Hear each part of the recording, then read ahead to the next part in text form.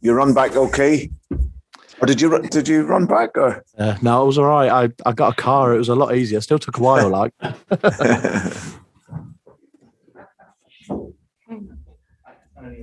Okay, no worries. You ready? I am. Ready? Okay, we'll start with Tom from Sky Sports. This is up sections embargoed until it's finished. Hi, Brendan. It's good to see you. Hi, Anton. Look, first off, how is it? Less than 48 hours after one of the greatest days in the club's history. We're back, but how's it been the last couple of days? It's an amazing feeling, obviously, when you can give something to people that they've never had before. So that just the sense of achievement for everyone within the club, outside of the club, the city of Leicester. It's been absolutely brilliant. So now we've enjoyed the moment, and but like you say, it's a quick turnaround now, and there's work to be done. We saw the wonderful celebrations, but how much of a killjoy have you had to be to the players and say, right, come back in, we go again? No, I think we talked about it beforehand. We knew that we didn't have any favours in the fixtures. Obviously, we could have played on the Wednesday, having not been playing to a Sunday, but we're playing on the Tuesday. So ultimately, you have to be ready and prepared. And obviously, it's another extremely tough game. So we recovered yesterday, and then finish off our preparations today, and then look forward to the game tomorrow evening. How's Johnny? We saw obviously him come off and struggle. How are you fitness-wise with such a big game in 48 hours? Yeah, he won't play in the game. He'll struggle for that. So we'll see what he's like for next weekend. But yeah, he'll be ruled out for tomorrow. Any other injuries?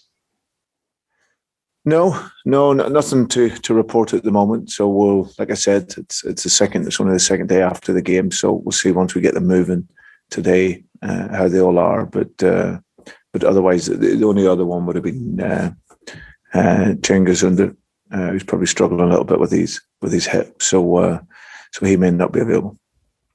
Obviously, look, we saw the magnificent goal from Yerry Tielemans. We know how important he is to you and to the club. Obviously, reports suggesting in talks for a new contract. What's the latest there? There's no latest. I've got nothing more to add on that. He's obviously contracted to the club. He's clearly a player that I love working with, and we'll see what the summer brings with that. But nothing to report.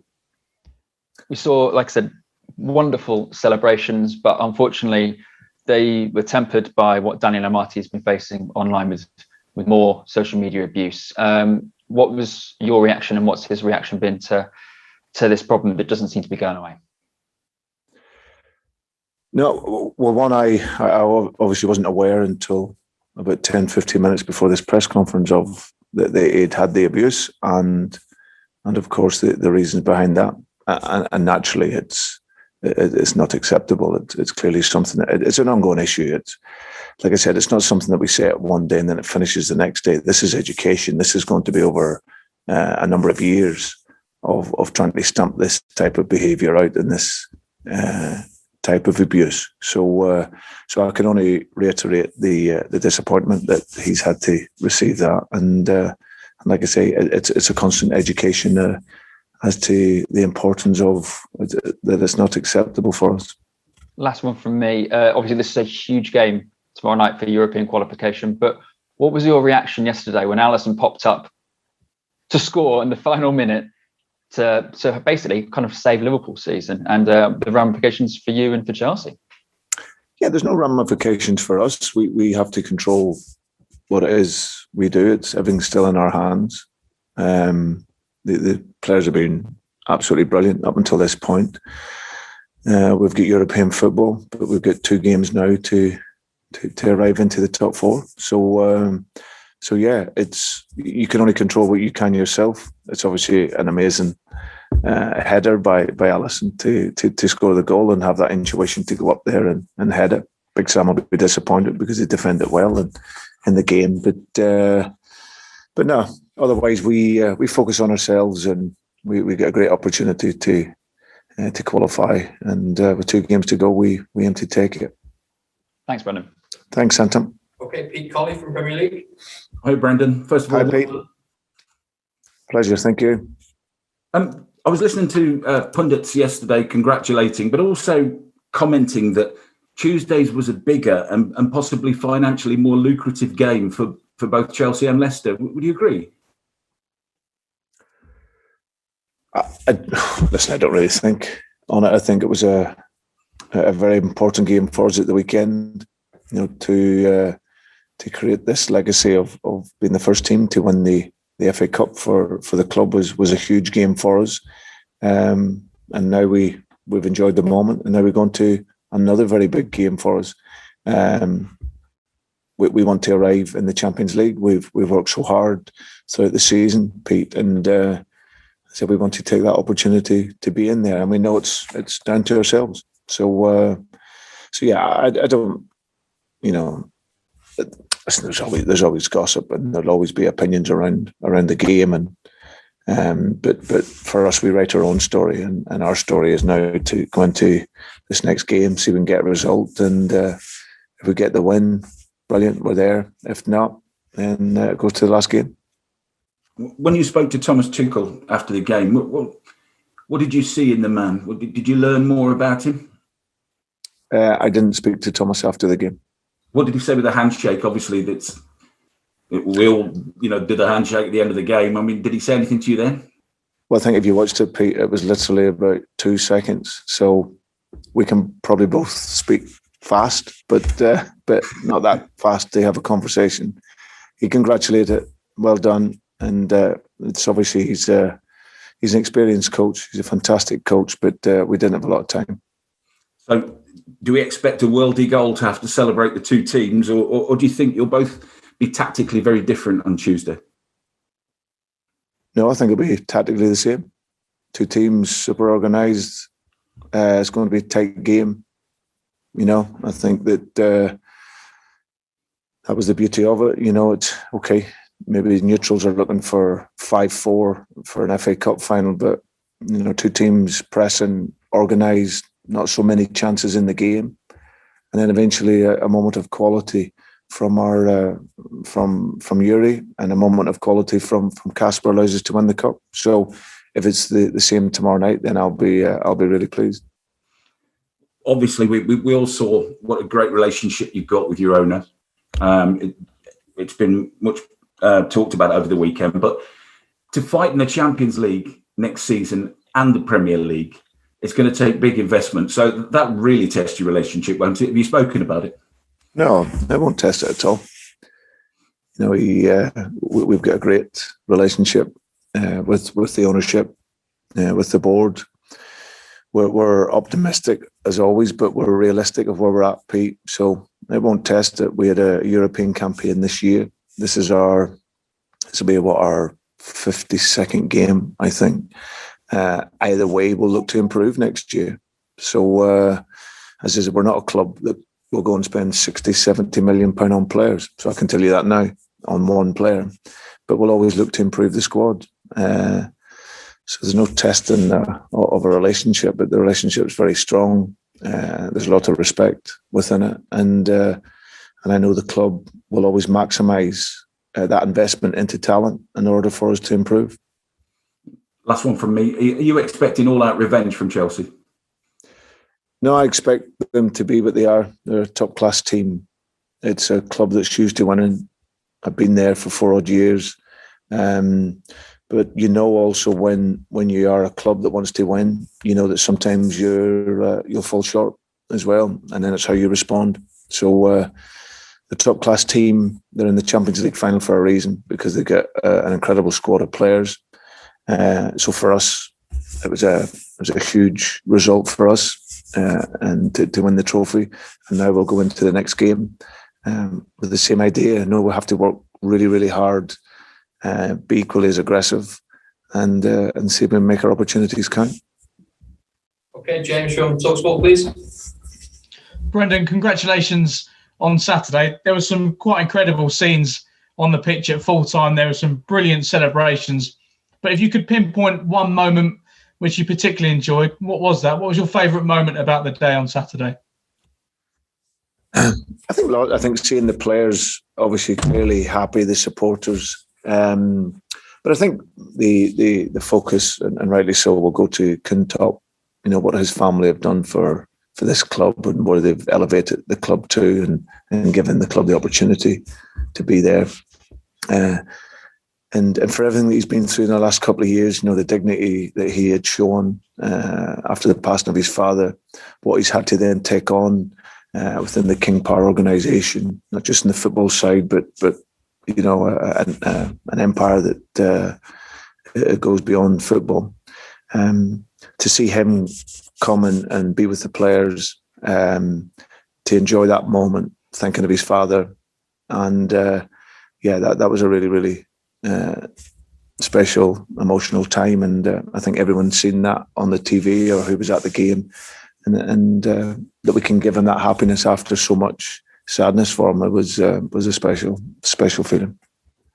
There were a number of messages on the dressing room wall which you were able to see in the build-up to the game.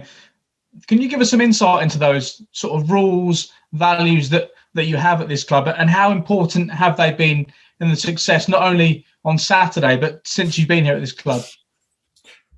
Yeah, well, we obviously wanted to make the changing room our own and make it feel like home. Our technical team here at the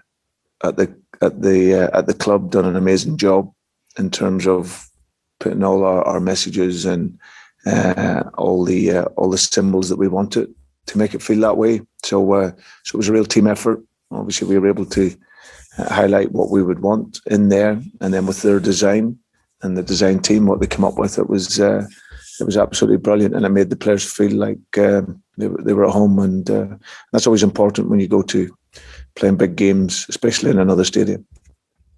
In terms of the game on Tuesday, what do you see as being the biggest challenge in terms of preparing your players? Is it more emotional or is it physical, considering the tight turnaround in matches? Yeah, I think it's both. As I said, but we've enjoyed the moment on Saturday. It was, and rightly so, it was an incredible achievement. I hope the supporters and everyone else that can celebrate, probably waking up with sore heads still this morning, and voices a wee bit hoarse. But for us, we have a job to do. We've got work to be done. So there's a physical turnaround. Of course, we would have liked and preferred the game to at least been on the Wednesday. That would have given us a bit more time, especially playing on a Sunday. But it is what it is. We have to deal with it. We play on Tuesday, but physically and mentally, we'll be ready to give our very, very best, and let's see where it takes us. And just finally for me, Brendan, you've won both matches against Chelsea now this season. How much of a psychological boost do you think that it gives you heading into such a big game tomorrow night? Of course, it gives you confidence. You're playing against a world-class squad. So to be able to go and perform and get, the wins is important. But it's a new game, it's a new challenge, and we'll be motivated for that. Thanks, Brendan. Good luck. Thanks, James. Thank you. Okay, Ian Stringer from Radio Leicester, please. Hi, good morning, Brendan. Morning still. Morning, Brendan. Morning. My voice is one of those that's hoarse. Congratulations again. I hope to one day be asking the Leicester City manager this question. Can I ask about the geography of the FA Cup? Who woke up with it on Sunday morning? Top. Did he really? Yes. Yeah, he was able to take it away and spend the night with it. And I'm not sure when it will return, but it will return at some stage. What a wonderful sentiment. And actually the sentiment of all the players, your embrace with Top, you've already spoken about it. But, in this day and age, Brendan, with owners, and there's often lots of mud thrown at owners, but when your captain wanted to give the trophy to Quintop and they all gathered around him, that's a moment that a lot of clubs and fans of other clubs have said since that they're envious of, that they're jealous of, that their owners don't have that desire. Where does that come from Quintop? I know him pretty well myself, but he's been here a long, long time. But since you've gotten to know him, where do you think that's come from? It's just a natural and a genuine care for people. The family in my time here. They want they're givers. They want to give.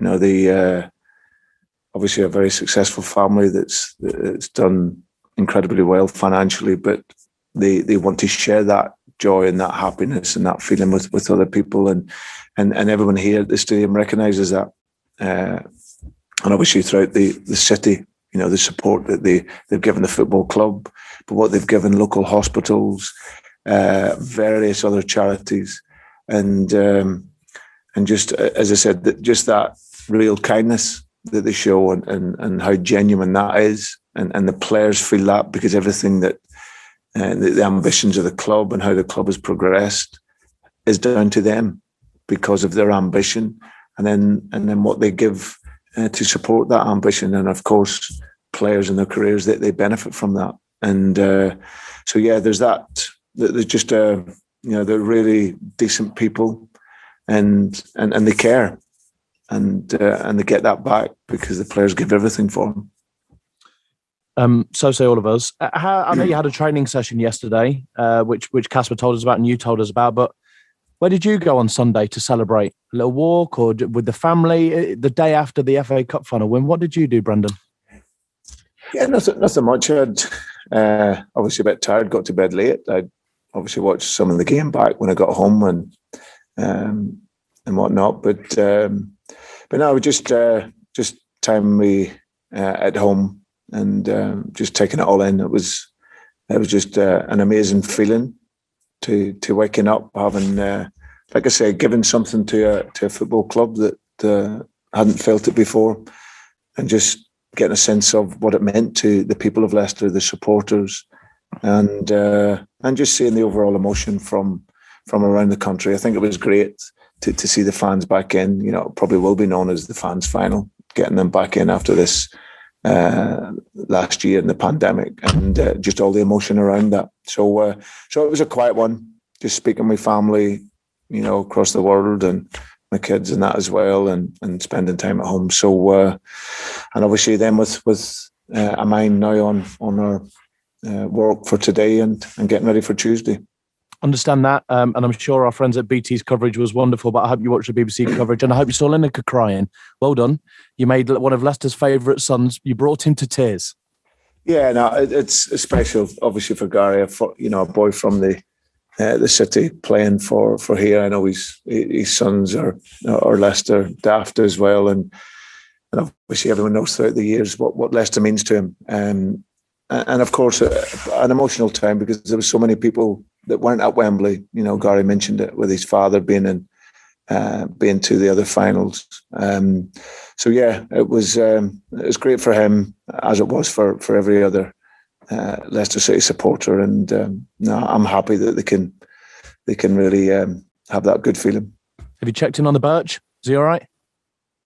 I haven't as of yet. No, I'm sure he will be. I had a message. We exchanged messages and that. So no, it's great. These guys are a huge part of the history and the story of here, and they ever helped us to arrive into the moment on Saturday. Couple of brief ones, Brendan, if you wouldn't mind. Wes Morgan mentioned on Saturday and suggested it's probably going to be his last season. He said to the Leicester Mercury, I think there's not too many more miles left on the clock. I know there's no official announcement, so we won't discuss that. But what about a contribution for Wes Morgan in the FA Cup final? He shared lifting the trophy. Whether this is his last season or not, Brendan, what a servant, and a word on his professionalism to come on in the FA Cup final and do the job that he did. Yeah, well, he's been out a lot over this last couple of months, and the body it gets to at some point in your career where it just starts to break down. But he's been a real warrior and a colossal player for this club, and I just felt, especially in the last week, he's a guy that I can rely on putting onto a game. Of course, it's difficult for him now to play a full 90 minutes, but we just spoke as a staff. I'd spoken to Wes as well yesterday, on the morning of the game, just to say, look, listen, we might need you to do a job for us, especially if Giroud comes into the game and we're winning the game. Could you come on for that period? And he said, listen, I'll be ready. So that was good enough for me. We were able to put him on the bench, and lo and behold, he came on, won a couple of important headers. Thankfully, the own goal didn't count, but yeah, a great player for this club, and a big contribution. Finally, Brendan, from me, could this help recruitment in the summer? You've spoken about not having, 50, 60, 70 million pounds on a new striker, but could winning the FA Cup help you in the summer or attract other players, bring in new talent, do you think? I think success always aids in the recruitment of players. I don't think it's not the be all and end all, but I think that Leicester as a club hopefully is an attractive club. We see that we're making progress, and if players want to develop and improve and join a club that will be looked after, then of course I think Leicester is a real good destination for them. So, but yeah, I think when you win a cup final against such a big opponent, then of course that can let players see that they want a piece of that, and hopefully that can be the case in the summer. Okay, one from Steve Clamp, please. Hi, Brendan. Yeah, just a quick one from me. We'll be celebrating big time in our programme today, of course. We'll be down at the King Power later. We'll be talking to fans who, of course, will be celebrating this for a lot longer than you can. Do you actually wish you had a bit longer, you and the players, to relish this moment without having to go straight back into the next game? Yeah, it would be nice, of course, but we're also professional as well, Steve. So we have to, as much as we would want to, we've got we're into our last week of what has been a really long, tough season, but such an exciting season for us. As I said, we've played so many games this season, such a condensed period, and we've got another week to go before there'll be a bit of a rest, and then we've got a bit of time to relax and enjoy. But in this moment in time, we have to be super focused and look to get physically and mentally right for this last week. Nice one, mate. Thank you. Thanks. Thank you. Okay, thanks, guys. We're going to move into